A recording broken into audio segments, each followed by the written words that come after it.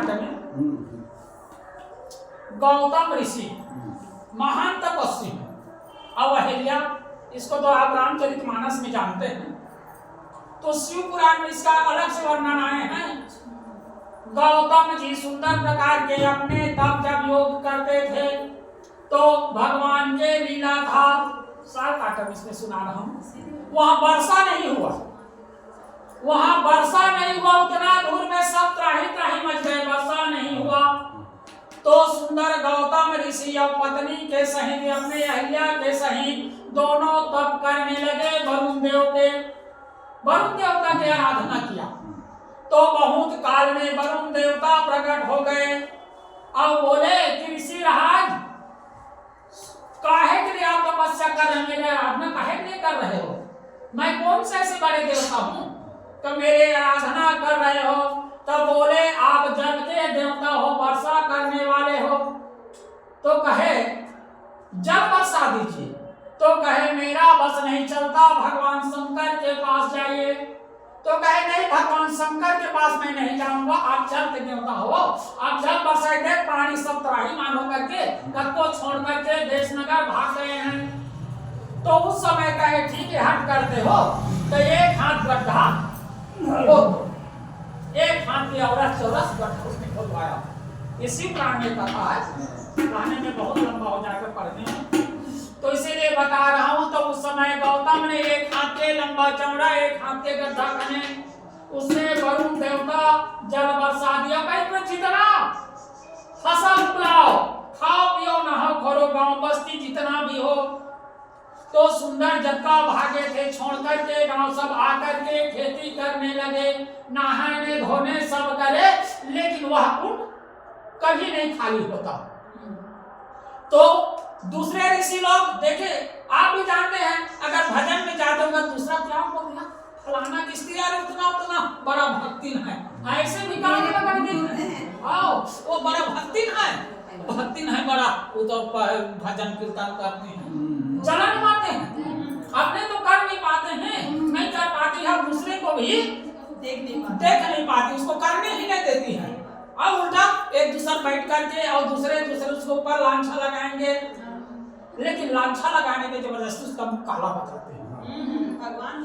भगवान सब जानते। इसी प्रकार गौतम ऋषि सुंदर फसल उगाते और लोग फसल उगाते, लेकिन देख वहां बसे थे और ऋषि लोग, तो गौतम के सुंदर फसल होते थे। तो एक दिन का ईर्षा में उसका शिष्य आया पूजा करने के लिए जल के लिए, तो गौतम के शिष्य को भगा दिए कि यहाँ का जल नहीं ले जाओगे, हमारा अधिकार है।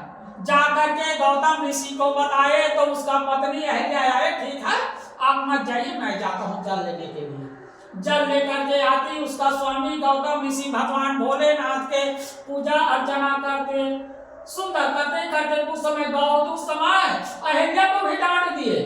तो अहिल्या बोली कि पहले आप लोग नहा खोल लो, स्नान ध्यान कर लो, जितना ले जाना है ले जाइए, उसके बाद मैं इंतजार कर लेती हूँ, बाद में ले जाती हूँ। देख कितना धैर्य है, कितना धैर्य है। ब्रह्मा जी के पुत्री है, ब्रह्मा जी की है, तो उसने धैर्य था तो पीछे ले जाते थे, उनका उतना में मन नहीं भरा। दुष्ट लोगों ने उनके फसल में एक माने अपने तंत्र से गैया बना दिए, अब गैया बना करके जा करके फसल को खा रहे थे। तो गौतम ऋषि ने देखा, उसका शिष्य बताया महाराज एक गैया आ गए हैं, मैं खेदने के लिए जा रहा हूँ। तो गौतम ऋषि बोला नहीं, आप उसको ज्यादा मार देंगे। कहा ये सेवक लोग हैं, सेवक लोग ज्यादा मार देंगे गैया को, तो नहीं ऐसे मैं जाता हूँ। कहते गौतम ऋषि गया और उसको मैया जी चलिए, अब आपका तो पेट भर गए हैं, और चलिए ऐसे करके थोड़ा हाथ लगा दिए, चलो अब पेट तो भर गया, इतना फसल खाली हो। तो माया था, मायावी था, वो मायावी लोग ने दुष्ट किए थे, वो गैया वहीं पर मर गए।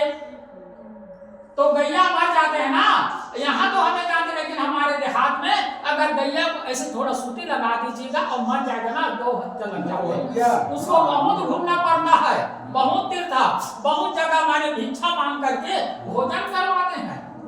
हाँ, गौ माता को अगर कोई मार देते हैं, मर जाते हैं, उसको गौ हत्या लग जाते हैं। बहुत जगह दर ठोकर खाते हैं, तीर्थ में जाते हैं, स्नान करते हैं, फिर भिक्षा मांग करके भी उसका खाना पीना अलग हो जाते हैं अपने परिवार से। इसी प्रकार गौतम ऋषि को माने देख करके सब आकर के जुड़ गए, बोले कि आप सब तो गौ हत्यारा हो गए। हाँ मैं तो गौ हत्यारा हो गए, वाजिब बात है, मेरे हाथ लगाने से मर गए तो मैं तो गौ हत्या हो गए। तो कहे मैं गांव को छोड़ो, तो मैं तो छोड़ देता हूँ। गांव को छोड़ करके दूर में जा गए, और दूर में जा करके फिर बोले मैं किसका काम प्रायश्चित होगा रे, आप साधु हो बोले। और दूसरे लोगों को आकर के बोले 15-20 दिन के बाद आए, बोले आप साधु लोग हैं, इसका प्रायश्चित क्या होगा। तो दुष्ट लोग ये समझते हैं मर जाए करके, कहे 3 बार धरती के परिक्रमा करो, उसके बाद सुमेरु पर्वत को 100 बार, उसके बाद 1 करोड़ शिव पार्थिव लिंग बनाओ, उसका पूजा करो, ऐसे करके बोले। तो उस समय गौतम जी सुंदर प्रकार के वो भ्रमण किया पृथ्वी को 3 बार, 100 बार सुमेरु पर्वत को चक्कर लगाया, उसके बाद 1 करोड़ पार्थिव शिव बनाए, दोनों पति पत्नी अहल्या पति पत्नी दोनों सुंदर प्रकार के पार्थिव शिवलिंग लगा करके पूजा करने के लिए जल नहीं उसको देते थे। तो भगवान शंकर गण से ही प्रकट हो गए, गण से ही प्रकट हो गए, और प्रकट हो करके फिर देखे भगवान भोलेनाथ को, तो वो तो गौतम और सुंदर अहल्या देख करके मुग्ध हो गए भगवान को। भाई जब भगवान यहाँ प्रकट हो जाए तो हम लोग को क्या दशा है नहीं। तो भगवान की इसी प्रकार प्रकट हो गए, तो देख करके उनका सुध बुद्ध खो गए, देखते नहीं गए, भगवान से कुछ बोल नहीं सके। तो भगवान कहे ये तो बड़ा विचित्र हो गए, तो भगवान का लीला है। तो भगवान बोले सुंदर उसको आशीर्वाद है, उसको मुग्ध से उसको माने उसको जागृत हुआ, जागृत हो तो बोले यार गौतम काहे के लिए तुम ऐसे मुग्ध होकर कुछ नहीं बोलते हो, क्या चाहते हो बोलो। तो कहे प्रभु मैं क्या चाहूंगा, मैं तो पापी हूँ, मैं गौ हत्यारा हूँ, तो मेरा मुक्ति चाहिए। तो कहे वो दुष्ट लोग षड्यंत्र किए हैं, तेरा वो गए ना गाँव है, गैया माता नहीं है, वो माया के बने थे, वो जादू से बने थे। तो वो कहे वो गैया नहीं है, वो आपको कलंक लगाने के लिए किया। तो कहे ठीक है कलंक लगाने के लिए किया, लेकिन मैं तो आपको प्राप्त किया, उसका पालन करके मैं भले माने दुख पाया, कठिन तपस्या किया, घूमा, लेकिन आप तो साक्षात अगर वो लोग मेरे कलंक भी नहीं लगाते तब मैं आपको दर्शन नहीं होते नहीं। और भाई उसको जब वो कलंक नहीं लगाते, घूमने के नहीं कहते, शिव पार्थिव नहीं कहते, तो भगवान को कहाँ पाते। तो उस समय भगवान शंकर प्रकट हो गए, प्रकट होकर के फिर कहे सो मांग सो दीजिए। तो कहे उस समय कि देखो कि हे भगवान मेरे को सुंदर जल दे दीजिए, अब पवित्र गंगा। तो इसीलिए भगवान शंकर ने अपनी जटा से सुंदर उसको जल दिया, उसी को भी एक गौतमी गंगे भी कहते हैं। और गौतमी गंगे भी कहते हैं इसको, जो पवित्र गंगा है ना, भागीरथी गंगे, गौतमी गंगे, गौतम भी इस गंगा को बहाए, लेकिन सार नाम भागीरथी के होते हैं। शिव पुराण में इसका वर्णन आता है। शिव पुराण तो ज्यादा लोग पढ़ते नहीं है, सुनते नहीं है, लेकिन हम लोग इसको पढ़ते सुनते तो जानते हैं। इसको माने कहते हैं ये गंगा है ना, ये गंगा को भी कहते हैं गौतमी गंगे कहते हैं। तो प्रकट हुआ तो दुष्ट लोग आ गए, जान गए कि भगवान भोलेनाथ की पहले भगवान शंकर प्रकट हुए हैं। तो बोले बातचीत करते थे तो किससे बात करते हैं, गूंगा है का। लेकिन भगवान भोलेनाथ से कहे कि इनको दर्शन दीजिए। तो उस समय दर्शन दिया तो कहे भगवान हम इनको गांव से निकालने के लिए इसका पूजा पश्चात देख करके हम लोग को सहन नहीं होते थे, ये भगवान का आराधना करते थे, उसका हमको सहन नहीं होते थे, इसी कारण हम इनको कलंक लगाते थे कि हमारे गांव से चले जाए, भाग जाए, और इन्हीं के पानी उपजाए ढंग से खाते थे, लेकिन देख हमारा कर्म क्या उल्टा हो गए थे। ऐसे करके सब लोग भगवान से क्षमा याचना किया। फिर भगवान शंकर से कहे कि पापियों को तारने के लिए सुंदर ये गंगा सुंदर बह जाए। तो भगवान शंकर कहे ठीक है यो मस्तु, तो फिर सुंदर स्त्री रूप में दे करके वो भी अपना गंगा बहे, तो ये गंगा है, उसी को कहते हैं गौतमी गंगे।